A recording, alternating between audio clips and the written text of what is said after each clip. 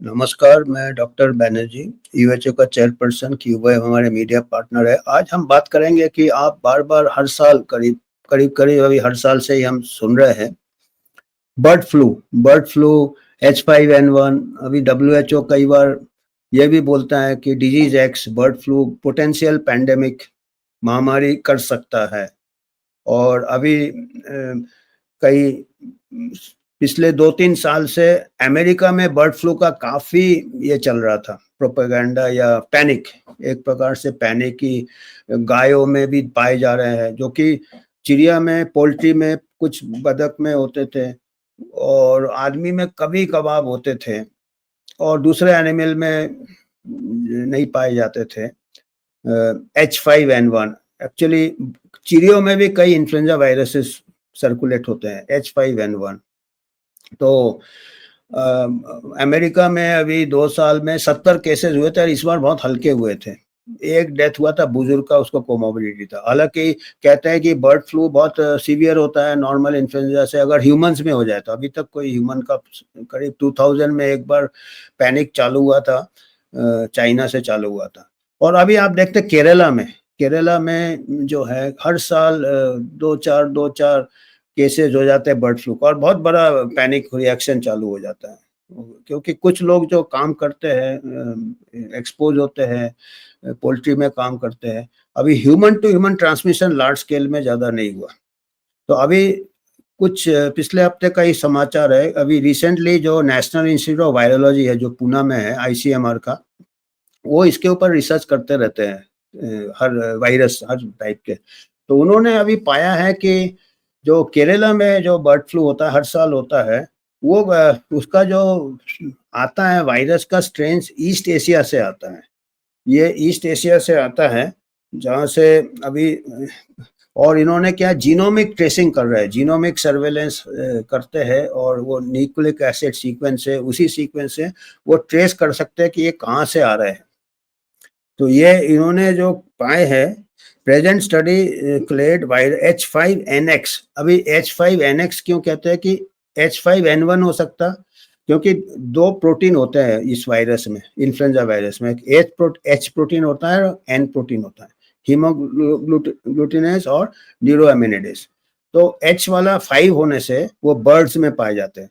Humans में H1 होता है, H2 होता है, पर जो बर्ड्स के होते हैं वो H5 से स्टार्ट होते हैं, N1 2 3 4 कहीं तो N8 N1। तो अभी जो बर्ड फ्लू H5N1 अभी केरला में हुए थे, तो इसका यह है कि अभी ये कहाँ से आता है, ये साउथ एशिया और मिडिल ईस्ट से। और एक्चुअली क्या है कि इंडिया में जो स्ट्रेन्स पाए गए केरला में, काफ़ी मिक्सचर पाए गए हैं। एक तो अफ्रीकन कुछ बर्ड फ्लू के स्ट्रेन्स होते हैं, अफ्रीकन बर्ड से H5N1। ईस्ट एशिया में हमारे यहाँ जो कहते हैं केरला में मोस्टली जो आ रहे हैं वो H5N8 और H5N1, और ये मोस्टली आते हैं हमारे चाइना, जापान, कोरिया, इधर से आते हैं।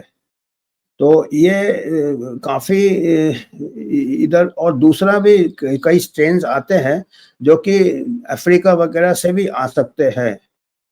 और क्योंकि ये माइग्रेटरी बर्ड्स वगैरह आते हैं, और केरला में क्यों होता है इसके लिए एक इन्होंने जो ये किया है कि केरला में आपके वाटर बॉडीज बहुत है, अपने बैक वाटर्स बहुत है, ये बहुत है, और बर्ड्स बहुत है, जो बतख वगैरह होते हैं वो भी ट्रांसमिट करते हैं, और पोल्ट्री वगैरह।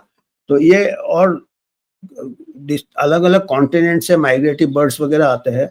उससे आपका क्या होता है कि एक खतरा साइंटिस्ट लोग जो समझते हैं कि अगर कुछ स्ट्रेन्स मिक्सअप होते हैं, अगर एक कोई पर्टिकुलर जो बर्ड है उसमें एक स्ट्रेन आता है, उसके पास दूसरे स्ट्रेन से इकट्ठे इन्फेक्शन होता है, इकट्ठे अगर 2 स्ट्रेन से इन्फेक्ट तो आपस में वो रीअसॉर्टमेंट होते हैं, तो इसका एक नया थर्ड स्ट्रेन होने के संभावना होते हैं।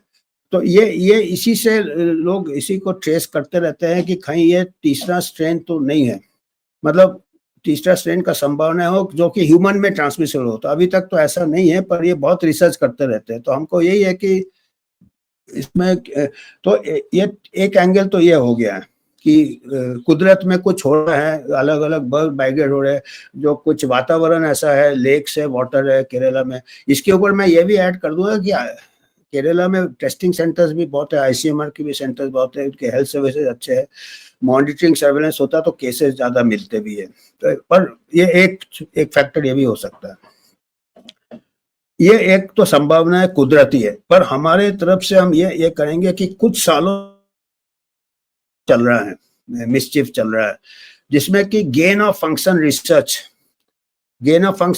सबसे पहले गेन ऑफ फंक्शन रिसर्च हुआ है इसी में, बर्ड फ्लू में ही हुआ है। 2013-14 को पेपर भी पब्लिश हो चुका है। गेन ऑफ फंक्शन में क्या करते हैं कि लैब में उसको मैनिपुलेट करते हैं। ये तो कुदरती हो रहा है कि अलग अलग स्ट्रेन आ रहे हैं, कुदरती हो रहा है।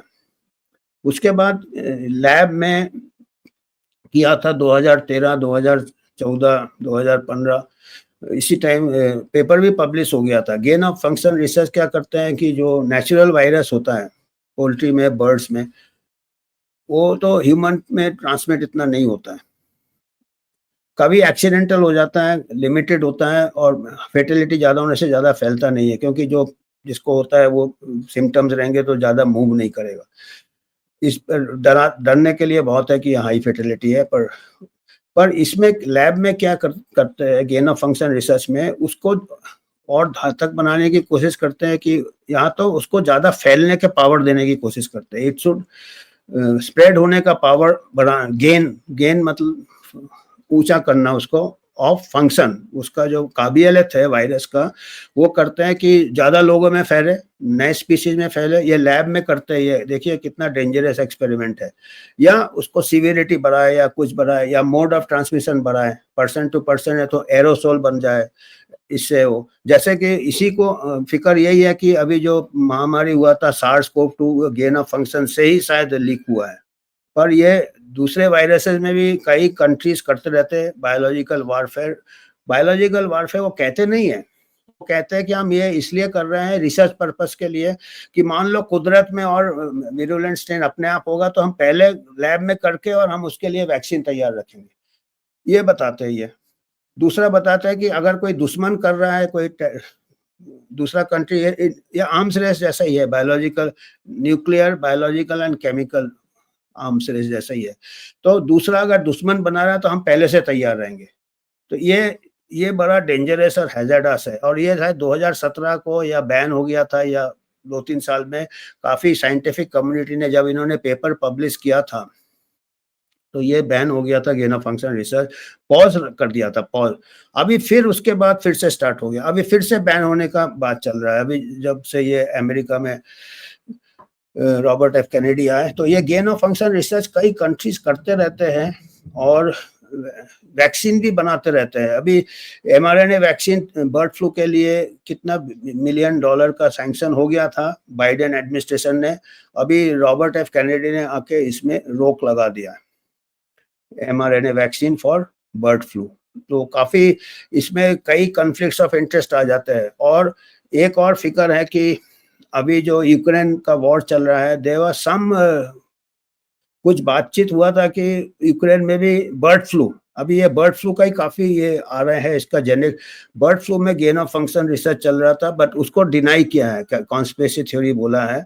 पर एक WHO का स्टेटमेंट है, देखना प्रताप, उसमें बताया है कि यूक्रेन को WHO ने आदेश दिया था, ये देखिए, exclusive WHO says it advised Ukraine to destroy pathogens in health labs to prevent disease spread. Ukraine में ऐसा संभावना था कि बर्ड फ्लू में गेन ऑफ फंक्शन रिसर्च हुआ है, पर सब ने उसको ये किया कि ये गलत न्यूज़ है, ये कॉन्स्पिरेसी। पर अभी एक ये देखिए WHO का स्टेटमेंट है, उसने यूक्रेन को बोला to destroy pathogens in health labs, और बर्ड फ्लू में पहले रिसर्च हो चुका है। तो ये जरा हम ये बता रहे हैं कि ये जरा बर्ड फ्लू का जरा हमको धुंधला पिक्चर नजर आ रहा है। हर साल केरल में होता है, कुदरती कहते हैं कि इधर उधर से आ रहे हैं, फिर एक यूक्रेन में ये ऐसा हुआ है, और एक रशियन जनरल ने भी थोड़ा बहुत सस्पिशन दिया था, और उसका ऐसे इसका मर्डर हो गया था, उसको मार दिया था रशियन जनरल को कुछ पिछले साल। और दूसरा है कि एक डब्ल्यूएचओ जो पैंडेमिक ट्रीटी में एक पैथोजन शेयरिंग का एक क्लॉज है, उसके ऊपर अभी अटका हुआ है ट्रीटी। अभी सितंबर एंड में शायद 18 एक दो दिन में अभी शायद उसके ऊपर डिस्कशन फिर होगा। कई उसमें ऐसा था कि हम जितने पैथोजेंस है जिसका कि पैंडेमिक पोटेंशियल है या जितने वायरसेस है, we should have a sharing arrangement treaty में among different countries and all. तो हमको ये है कि हालांकि डब्ल्यूएचओ ने डिनाई किया है और ऐसे जो स्टेटमेंट दिया है कि इससे गेन ऑफ फंक्शन का कोई खतरा नहीं है, पर हम को ये फिक्र है कि कहीं हम सब कंट्री को क्या विश्वास कर सकते हैं या कोई फार्मास्यूटिकल इंडस्ट्री को विश्वास कर सकते हैं कि वो उससे वैक्सीन बनाना चालू कर दे।